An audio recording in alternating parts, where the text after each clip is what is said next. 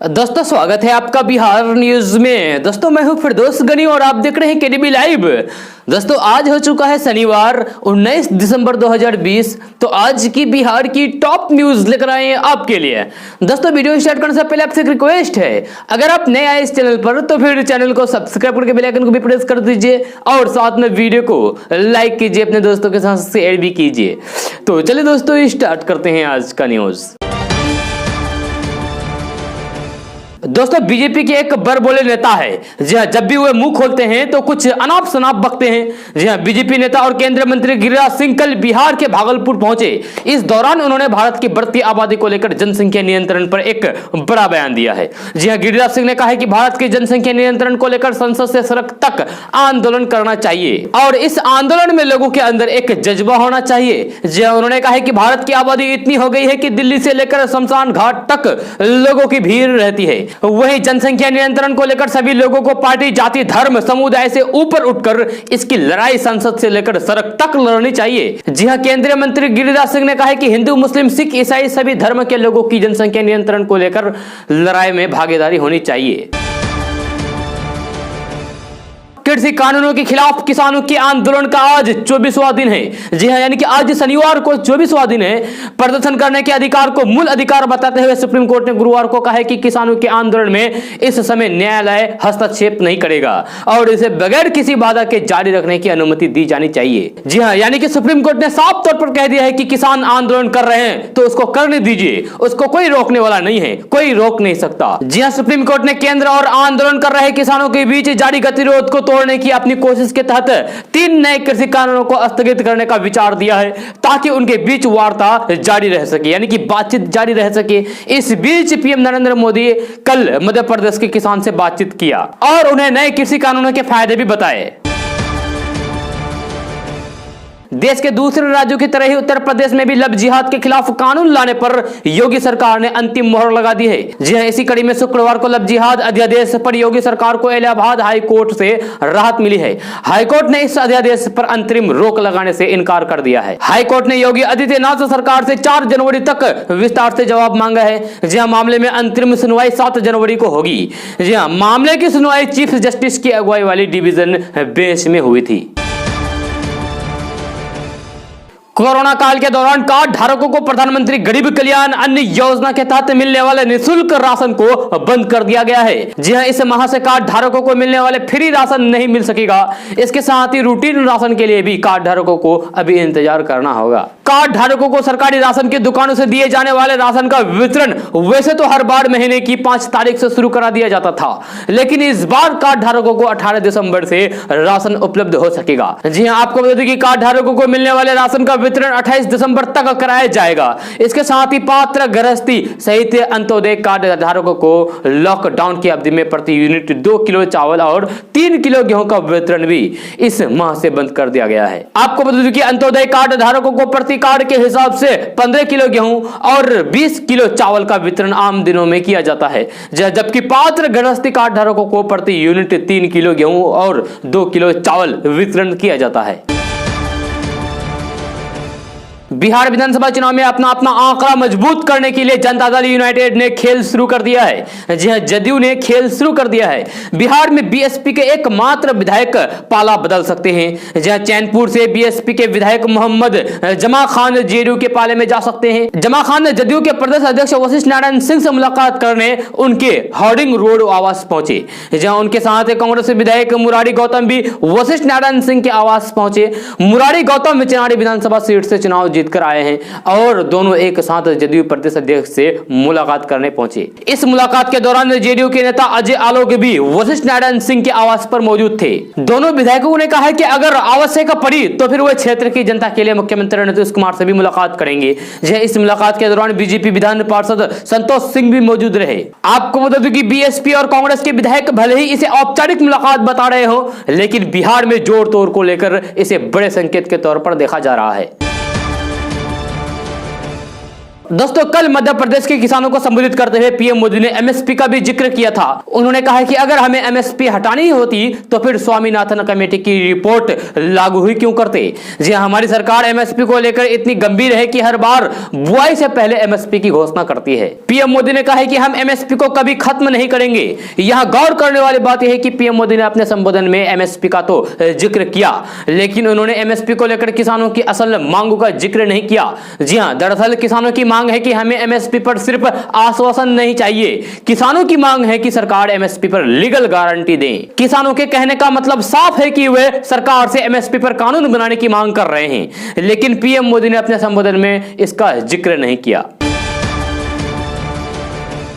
बिहार में अपराध बढ़ रहे हैं। जी हां, ये अप्रत्यक्ष तौर पर एनडीए के घटक हिंदुस्तानी अवाम मोर्चा के अध्यक्ष जीतन राम मांझी ने भी कहा है। जी हां, जीतन राम मांझी ने इसके लिए राष्ट्रीय जनता दल यानी कि आरजेडी को जिम्मेदार बताया है। उन्होंने ट्वीट करके कहा है कि अगर आरजेडी और उसके सहयोगी दलों के नेता चाहे तो 80% से अधिक अपराध खुद समाप्त हो जाएगा। उन्होंने शराबबंदी कानून के विरोध को लेकर भी आरजेडी और कांग्रेस पर हमला बोला है। जी हां, हम सुप्रीमो जीतन राम मांझी ने बढ़ते अपराध को लेकर आरजेडी सहित विपक्षी महागठबंधन पर हमला बोला है। जीतन राम मांझी ने शुक्रवार को ट्वीट करके आरजेडी पर बिहार में अपराध को लेकर चिंता का दिखावा करने का आरोप लगाया है। साथ ही आरजेडी और उसके सहयोगी दलों के नेताओं से आग्रह किया है कि अगर वे अपने कार्यकर्ताओं और जेल में बंद नेताओं को समझा दें तो राज्य में यानी कि बिहार में 80% से अधिक अपराध खुद ब खुद खत्म हो जाएगा। बिहार के वैशाली जिले की रहने वाली किरण यादव को फेसबुक पर भड़काऊ पोस्ट डालने के मामले में पुलिस ने गिरफ्तार कर लिया है। जयनगर थाना की पुलिस ने किरण यादव को गिरफ्तार करके जेल भेज दिया है। जी हां, दरअसल वैशाली जिले के रसूलपुर गांव की रहने वाली किरण यादव फेसबुक क्वीन के नाम से जानी जाती है। किरण यादव ने फेसबुक पर एक भड़काऊ विवादित पोस्ट डालकर पुलिस की नींद उड़ा दी। जी हां, उसके बाद नगर थाना में किरण यादव के विरुद्ध एफआईआर दर्ज की गई और किरण यादव की गिरफ्तारी के लिए पुलिस ने छापेमारी शुरू कर दी। जी हां, नगर थाना की पुलिस ने थाना क्षेत्र के किरण यादव को गिरफ्तार करके सीजीएम कोर्ट में पेश किया गया, जहां से किरण यादव को जेल भेज दिया गया है। जी हां, पुलिस का कहना है कि 2 दिसंबर 2020 को किरण यादव ने हिंदू धर्म के देवी देवताओं के प्रति अपशब्दों का प्रयोग किया था, जहां उनका पोस्ट वायरल हुआ, जिसके बाद यह कार्रवाई की गई। वहीं किरण यादव ने कहा है कि इस मामले में उन्हें कोई जानकारी नहीं है कि आखिर क्यों उन्हें गिरफ्तार किया गया है। फेसबुक पर उनकी पहले वाली आईडी को डिलीट करवा दी गई। उसके बाद उन्होंने नई आईडी बनाई जिसमें उन्होंने राम के बारे में कुछ टिप्पणियां की। राज्यसभा सांसद और भाजपा नेता सुशील कुमार मोदी ने कहा है कि 17वीं विधानसभा के चुनाव में स्पष्ट बहुमत से सत्ता में लौटी एनडीए सरकार ने कैबिनेट की पहली बैठक में ही सभी को कोरोना का टीका मुफ्त देने और फिर 20 लाख लोगों को रोजगार देने के मुख्य चुनावी वादे पूरा करने वाले फैसले पर मुहर लगाई है। युवाओं को व्यवसाय के लिए 5 लाख तक का अनुदान और 1% ब्याज पर 5 लाख रुपए तक का कर्ज देने के फैसले पर बिहार में उद्यमिता का विकास होगा और नौकरी मांगने की बजाय नौकरी देने वाले बढ़ेंगे। पलायन पर रोक लगेगी। अविवाहिता छात्रों के इंटर पास करने पर 25,000 और स्नातक होने पर 50,000 की आर्थिक सहायता देने का फैसला महिला सशक्तिकरण के लिए बड़ा कदम है। ग्रामीण इलाके में रहने वाले बिहार वासियों के लिए सीएम नीतीश कुमार ने कई बड़े फैसले लिए हैं। जी हां, जिससे इनकी बल्ले बल्ले हो रही है। साथ ही साथ ग्रामीण इलाकों में रहने वाले लोगों के जीवन में कई तरह के बदलाव होने जा रहे हैं।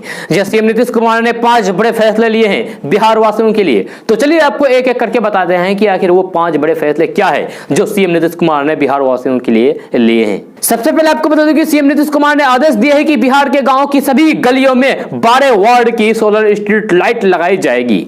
जहां इस काम को जल्द से जल्द पूरा किया जाएगा। दूसरा खबर यह है कि गांव में सोलर स्ट्रीट लाइट लगाने के लिए सरकार के संबंधित विभागों की जल्द से जल्द कार्रवाई शुरू करने को कहा गया है। आपको बता दें कि 7 निश्चय योजना पार्ट 2 के तहत हर गांव में सोलर स्ट्रीट लाइट लगाने की योजना में काम करने का जिम्मा पंचायती राज विभाग को सौंप दिया गया है। जी हां, मुख्यमंत्री नीतीश कुमार ने 7 निश्चय योजना में हर खेत को पानी पहुंचाने की घोषणा की है। बहुत जल्द इसे पूरा किया जाएगा। सीएम नीतीश कुमार के आदेश के बाद हर खेत को पानी पहुंचाने के लिए बिजली कंपनी किसानों को बिजली कनेक्शन दे रही है। केंद्र की मोदी सरकार ने देश भर के किसानों के लिए पीएम किसान सम्मान निधि स्कीम की 7वीं किस्त जारी कर दी है।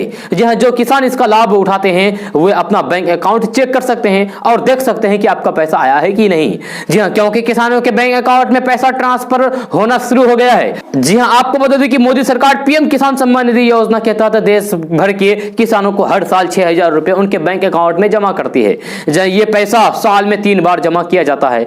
कोरोना के कारण इस बार पैसा जमा करने में थोड़ी सी देरी हुई है, लेकिन सभी किसानों के खाते में पैसा ट्रांसफर होना शुरू भी हो गया है। अगर आप भी पीएम किसान सम्मान निधि योजना का लाभ नहीं ले पा रहे हैं तो आप इस आधिकारिक वेबसाइट पर जाकर आवेदन कर सकते हैं। जी और आप भी इस योजना का लाभ ले सकते हैं और यह वेबसाइट है pmkisan.gov.in। बिहार में कोरोना संक्रमण की रफ्तार अब बहुत ही धीमी हो गई है, लेकिन इसके बावजूद भी हर रोज हजारों की संख्या, सैकड़ों की संख्या में पॉजिटिव मरीज मिल रहे हैं। स्वास्थ्य विभाग की ओर से ताजा अपडेट जारी की गई है। इस अपडेट के मुताबिक बिहार में 535 लोग नए कोरोना पॉजिटिव मिले हैं। इसके साथ ही राज्य में कोरोना संक्रमितों की संख्या बढ़कर 2,45,933 हो गई है। बिहार में फिलहाल 5,638 कोरोना के एक्टिव मरीज हैं। राजधानी पटना में कोरोना का कहर थमने का नाम नहीं ले रहा है। राजधानी पटना में एक बार फिर से सबसे ज्यादा 189 नए मामले सामने आए हैं। जहां शुक्रवार को जारी ताजा अपडेट के मुताबिक बिहार के विभिन्न जिलों से 500 नए मामले सामने आए हैं।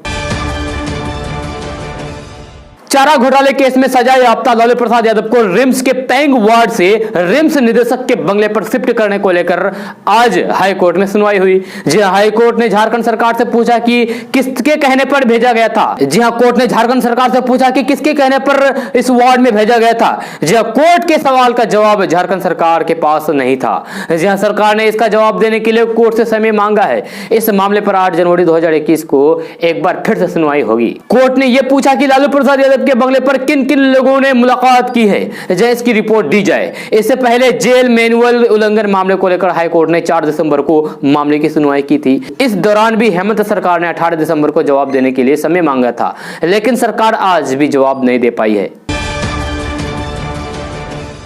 आम आदमी पार्टी ने विधानसभा के विशेष सत्र के दौरान किसानों के समर्थन में सदन के अंदर और बाहर जोरदार प्रदर्शन किया। जी हां, आम आदमी विधायकों ने विशेष सत्र की कार्रवाई के दौरान विधानसभा अध्यक्ष के सामने प्रदर्शन किया, जिसके चलते विधानसभा की कार्रवाई को स्थगित करना पड़ा। जी इसके बाद आम आदमी पार्टी के विधायकों ने दिल्ली की विधानसभा के बाहर नए कृषि कानूनों की प्रतियां जलाकर अपना विरोध जताया। गुरुवार को दिल्ली विधानसभा के विशेष सत्र के दौरान तीनों कृषि कानूनों के खिलाफ आम आदमी पार्टी के विधायकों ने जमकर गुस्सा निकाला। जी हां, आम आदमी पार्टी के विधायक महेंद्र गोयल, सोमनाथ भारती ने विधानसभा में ही कृषि कानूनों की कॉपी फाड़ दी। जी हां, इसके अलावा बीजेपी की अगुवाई वाली केंद्र सरकार द्वारा कृषि कानूनों को गलत तरीके से पास करने के विरोध में विधायकों ने नारे भी लगाए। झारखंड कांग्रेस अल्पसंख्यक विभाग की ओर से देश में बढ़ती महंगाई और पिछले 20 दिनों से रसोई गैस सिलेंडर की कीमत में बढ़ोतरी के खिलाफ अनोखे अंदाज में विरोध प्रदर्शन किया। जहां रसोई गैस सिलेंडर की कीमत में 100 रुपए की बढ़ोतरी, पेट्रोल डीजल की मूल्यों में बेहताशा बढ़ोतरी और आवश्यक वस्तुओं की कीमत में हो रही निरंतर बढ़ोतरी के खिलाफ प्रदेश कांग्रेस कमेटी अल्पसंख्यक विभाग की ओर से रांची स्थित पार्टी मुख्यालय से एम्बुलेंस में पुतले को अर्थी के रूप में सजाकर विरोध किया गया। दोस्तों, इस बार से अब सैनिक स्कूल नालंदा में लड़कियों का भी नामांकन होगा। जी हां, इसके पहले सिर्फ लड़कों का ही नामांकन लिया जाता था, लेकिन अब इस बार से डिफेंस ने लड़कियों का भी नामांकन का प्रक्रिया शुरू कर दिया है। जी हां, नालंदा सैनिक स्कूल के प्राचार्य कर्नल तोमजीत विश्वास ने बताया कि इस सत्र में लड़कियों का भी नामांकन लिया जाएगा, जिसको लेकर रजिस्ट्रेशन शुरू कर दिया गया है। जी हां, और अब तक 600 से अधिक छात्रों ने अपना अपना रजिस्ट्रेशन करवाया है। उन्होंने बताया कि पहले सत्र में 10 छात्राओं का नामांकन लिया जाएगा, इसके बाद दूसरे सत्र में इसकी संख्या बढ़ाई जाएगी। इसको लेकर अलग अलग हॉस्टल की व्यवस्था की जा रही है। देश भर में वाहनों की स्वतंत्रता आवाजाही के लिए केंद्र सरकार ने बड़ा फैसला लिया है। जी हां, केंद्रीय मंत्री नितिन गडकरी ने बताया कि आने वाले 2 सालों में भारत से टोल प्लाजा खत्म कर दिया जाएगा। जी हां, इसके लिए सरकार ने जीपीएस को अंतिम रूप देने का फैसला किया है। जी हां, केंद्रीय मंत्री नितिन गडकरी ने कहा कि आने वाले 2 सालों में वाहनों का टोल सिर्फ आपके लिंक बैंक खाते से काटा जाएगा। सरकार की 3 कृषि कानूनों के खिलाफ दिल्ली की सीमा पर पिछले कई सप्ताह से किसान आंदोलन कर रहे हैं। इस आंदोलन को लेकर सुप्रीम कोर्ट में सुनवाई हुई। अब इस सुनवाई पर आंदोलन कर रहे भारतीय किसान यूनियन के नेता राकेश टिकैत की ओर से बड़ा बयान सामने आया है। जी हां, राकेश टिकैत ने कहा है कि सुप्रीम कोर्ट सही है, इस मुद्दे को जल्द हल किया जाना चाहिए। जी हां, लेकिन हम कानून वापस लिए जाने की मांग कर रहे हैं, जबकि सरकार संशोधन की बात कर रही है। जब तक कानून वापस नहीं हो जाता तब तक धरना खत्म नहीं होगा। बिहार में तेजी से बढ़ते अपराध को लेकर विपक्ष तो दूर, सीएम नीतीश कुमार के साथ उनके सरकार में शामिल भारतीय जनता पार्टी के सांसद और विधायक भी चौतरफा हमला कर रहे हैं। जहां पहले प्रदेश अध्यक्ष संजय जायसवाल और फिर विधायक संजय सरावगी के बाद अब भाजपा सांसद छेदी पासवान ने बिहार में तेजी से बढ़ते अपराध को लेकर मुख्यमंत्री नीतीश कुमार को आईना दिखाकर लॉ एंड ऑर्डर की वास्तविकता स्थिति से परिचित करने की कोशिश की है। सासाराम से बीजेपी सांसद छेदी पासवान ने गृह मंत्री अमित शाह और बिहार के मुख्यमंत्री नीतीश कुमार को पत्र लिखा है। इस पत्र में छेदी पासवान ने बताया कि आखिरकार किस तरीके से उनके संसदीय इलाके में लॉ एंड ऑर्डर चरमरा गई है और जिला पुलिस अपराधियों के सामने नतमस्तक है। यह सिर्फ सासाराम जिला में ही नहीं बल्कि पूरे बिहार में ऐसा माहौल बन गया है। दोस्तों, कुछ दिन से तमाम सोशल मीडिया पर 8 पन्नों के पत्र वायरल हो रहे हैं। जी हां, ये पत्र कोई और नहीं बल्कि केंद्रीय मंत्री नरेंद्र सिंह तोमर जारी किया है। जी हां, इस पत्र को खास तौर पर किसानों के लिए जारी किया गया है, जो उन्होंने किसानों से अनुरोध किया है कि इस पत्र को जरूर पढ़ें। जी हां, साथ ही इस पत्र को तमाम मंत्रीगण भी शेयर कर रहे हैं। यहां तक कि प्रधानमंत्री नरेंद्र मोदी ने भी देशवासियों से आह्वान किया है कि इस पत्र को जरूर पढ़ें और समझे आखिर ये पत्र है क्या। तो चलिए बताते हैं कि आखिर वो पत्र है क्या। दरअसल कृषि कानून के विरोध में किसानों का प्रदर्शन लगातार 25 दिनों से जारी है। जहां वहीं केंद्रीय कृषि मंत्री नरेंद्र सिंह तोमर ने किसानों के नाम 8 पन्नों का एक खुला पत्र लिखा है। प्रधानमंत्री नरेंद्र मोदी ने सभी देशवासियों से कृषि मंत्री नरेंद्र सिंह तोमर के किसानों के नाम लिखे गए पत्र को पढ़ने की अपील की है। प्रधानमंत्री नरेंद्र मोदी ने अपने ट्विटर हैंडल पर लिखा है कि कृषि मंत्री नरेंद्र सिंह तोमर ने किसान भाई बहनों को पत्र लिखकर अपनी भावना प्रकट की है। यह एक विनम्र संवाद करने का प्रयास किया है। सभी अन्नदाताओं से मेरा आग्रह है कि वे इसे जरूर पढ़ें। जहां देशवासियों से भी आग्रह है कि वे इसे ज्यादा से ज्यादा लोगों तक पहुंचाएं और पढ़ें, उसके बाद अमल भी करें। केंद्रीय कृषि मंत्री नरेंद्र सिंह तोमर ने गुरुवार को दिल्ली की विभिन्न सीमाओं पर प्रदर्शन कर रहे किसानों से आग्रह करते हुए कहा कि वे राजनीतिक स्वार्थ के लिए 3 कृषि कानूनों के खिलाफ फैलाए जा रहे भ्रम से बचें। तो चलिए आपको बताते हैं कि केंद्रीय कृषि मंत्री नरेंद्र सिंह तोमर के तरफ से ये 8 पन्नों के पत्र में आखिर क्या लिखा गया है। तो सबसे पहले आपको बता दूं कि केंद्रीय कृषि मंत्री नरेंद्र सिंह तोमर ने दिल्ली की विभिन्न सीमाओं पर प्रदर्शन कर रहे किसानों से आग्रह करते हुए उसमें लिखा है कि यह राजनीतिक स्वार्थ के लिए 3 नए कृषि कानूनों के खिलाफ फैलाए जा रहे भ्रम से बचें। उन्होंने आरोप लगाया है कि सरकार और किसानों के बीच झूठ की दीवार खड़ी करने की साजिश रची जा रही है। किसानों के नाम लिखे एक पत्र में नरेंद्र सिंह तोमर ने दावा किया है कि 3 कृषि सुधार कानून भारतीय कृषि में नए अध्याय की नींव बनेंगे, जो किसानों को और स्वतंत्र तथा सशक्त करेंगे। कृषि कानूनों को ऐतिहासिक करार देते हुए नरेंद्र सिंह तोमर ने कहा है कि इन सुधारों को लेकर उनके अनेक राज्यों के किसान संगठनों से बातचीत हुई है और कई किसान संगठनों ने इसका स्वागत भी किया है। जी हां, उन्होंने कहा है कि वे इससे बहुत खुश हैं और किसानों में एक नई उम्मीद जगी है। उन्होंने आगे कहा है कि देश के अलग अलग क्षेत्रों में ऐसे किसानों के उदाहरण भी लगातार मिल रहे हैं जिन्होंने नए कानूनों का लाभ उठाना भी शुरू कर दिया है। उन्होंने आगे कहा है कि इन कृषि सुधार कानून का दूसरा पक्ष यह है कि किसान संगठन में एक भ्रम पैदा किया गया है। उन्होंने कहा है कि देश का कृषि मंत्री होने के नाते मेरा कर्तव्य है कि हर किसान का भ्रम दूर करूं। मेरा दायित्व है कि सरकार और किसानों के बीच दिल्ली और आसपास के क्षेत्र में जो झूठ की दीवार बनाने की साजिश रची जा रही है उसकी सच्चाई और वो सही वस्तु स्थिति आपके सामने रखूं। इस पत्र में कृषि मंत्री नरेंद्र सिंह तोमर ने लिखा है कि कृषि सुधार को लेकर भ्रम पैदा कर दिया गया है। कृषि मंत्री नरेंद्र सिंह तोमर ने आगे उसमें लिखा है कि मंडियां चालू है और चालू रहेगी। एपीएमसी को अधिक मजबूत किया जा रहा है। इसके अलावा इस पत्र में लिखा गया है कि जमीन पर किसान का मालिकाना हक रहेगा और किसानों की 1 इंच जमीन भी नहीं छीनने दी जाएगी। जहां कृषि मंत्री नरेंद्र सिंह तोमर ने आगे उसमें लिखा है कि विपक्ष गुमराह कर रहा है। साथ ही कृषि मंत्री नरेंद्र सिंह तोमर ने 8 आश्वासन दिए हैं, जिसमें से उन्होंने लिखा है कि किसानों की जमीन को खतरा नहीं, मालिकाना हक उन्हीं का रहेगा। किसानों को तय समय पर भुगतान किया जाएगा। तय समय पर भुगतान नहीं करने पर जुर्माना लगेगा। खुले बाजार में अच्छे दाम पर फसल बेचने का विकल्प है। एमएसपी जारी है और जारी रहेगी। मंडियां चालू है और चालू रहेगी। करार फसलों के लिए होगा, जमीन के लिए नहीं। किसान जब चाहे करार खत्म कर सकते हैं। एपीएमसी मंडियां कानून के दायरे से बाहर है।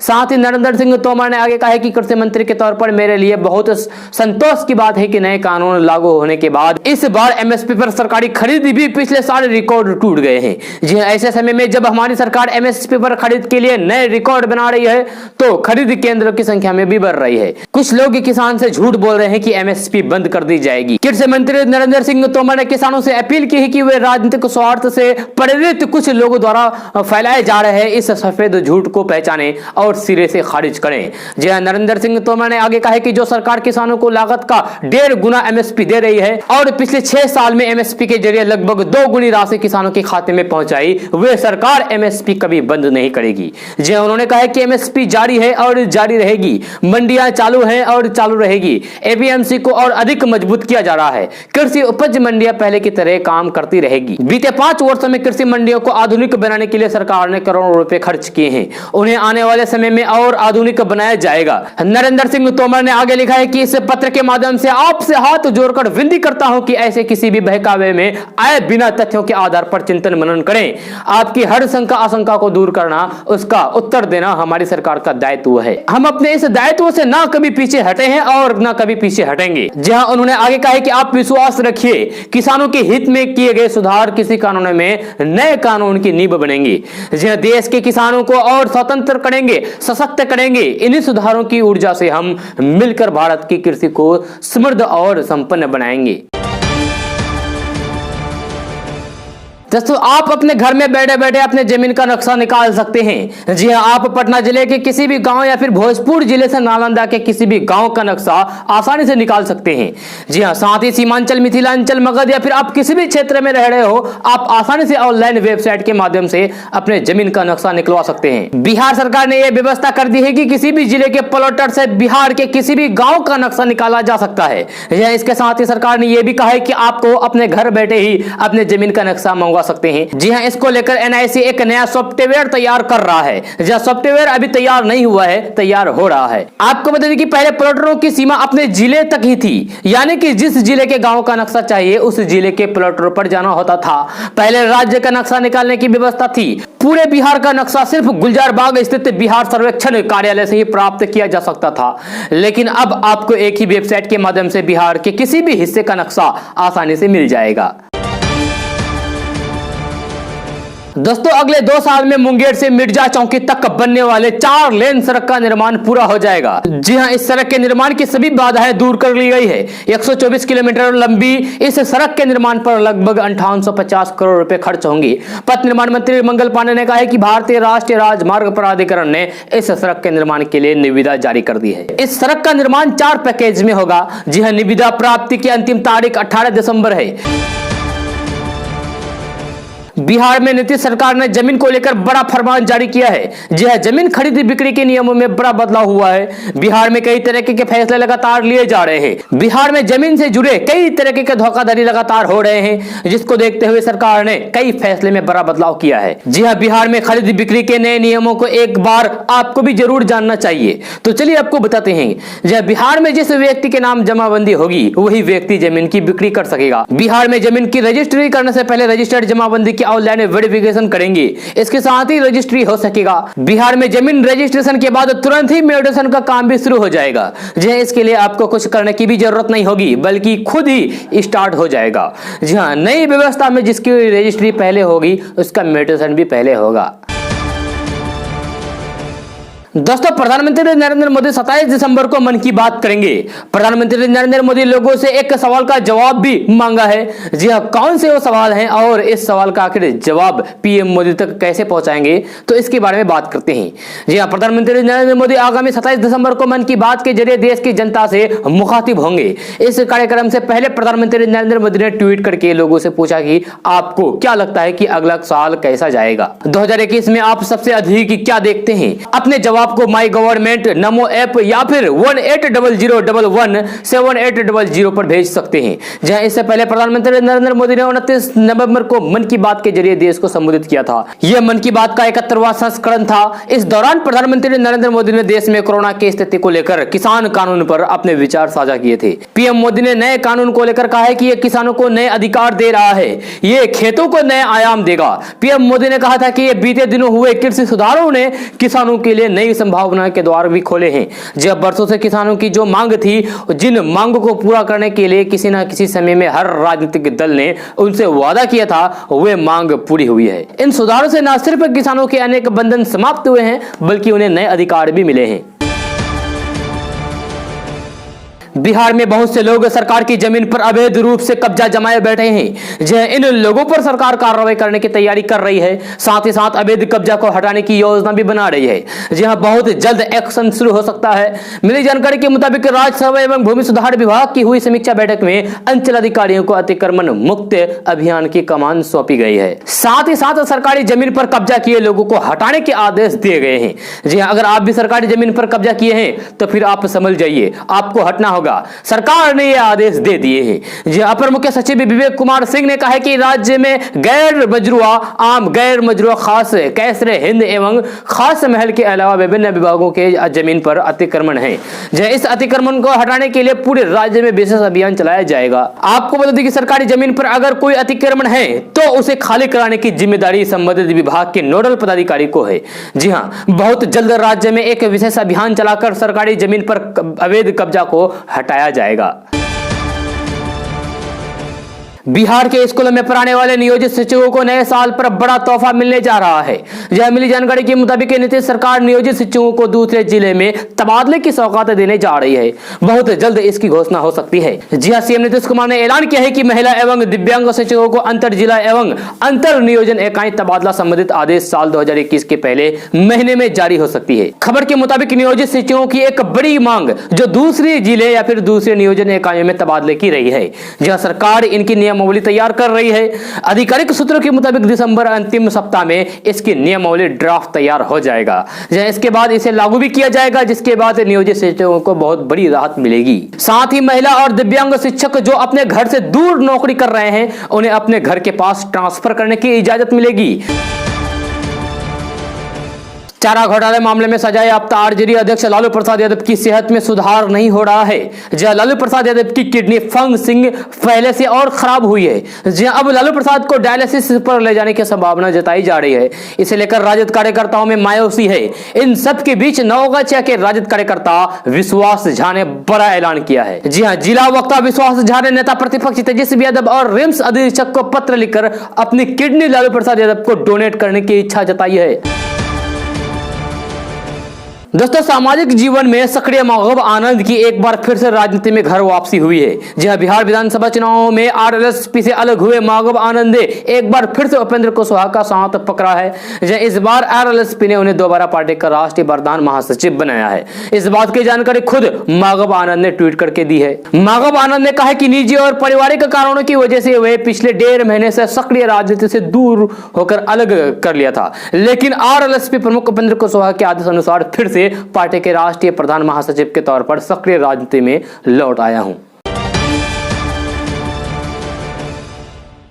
दोस्तों, आज का न्यूज़ बस यहीं तक। कैसा लगा जरूर अपना सुझाव दीजिएगा नीचे कमेंट बॉक्स में कमेंट करके। अगर आप नए आए इस चैनल पर तो फिर चैनल को सब्सक्राइब करके बेल आइकन को भी प्रेस कर दीजिए और साथ में वीडियो को लाइक कीजिए, अपने दोस्तों के साथ शेयर भी कीजिए।